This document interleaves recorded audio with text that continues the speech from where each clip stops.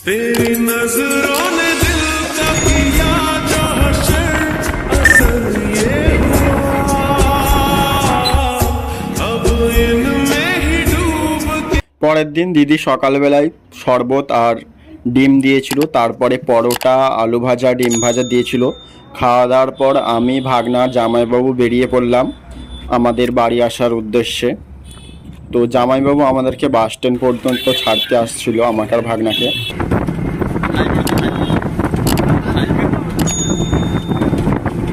ভাগনাকে high বলতে বলছিলাম, ও লজ্জা পাচ্ছিল, হাইটাই বলছে না ঠিকঠাকভাবে। আর দেখতে দেখতে অনেকটাই পথ চলে এসেছিলাম, প্রায় আমার বাড়ির সামনাসামনি এসে গিয়েছিলাম। আর ভাগনা শুধু বারবার ঘুমিয়ে পড়ছিল। আর বাড়ি থেকে নেমে ভাগনা বাড়িতে ঢুকছে। তো বাড়ির সামনে চলে এসেছি। আরও অন্য একটি ব্লগে আপনাদের সাথে দেখা হবে। ভালো থাকবেন সবাই, টাটা।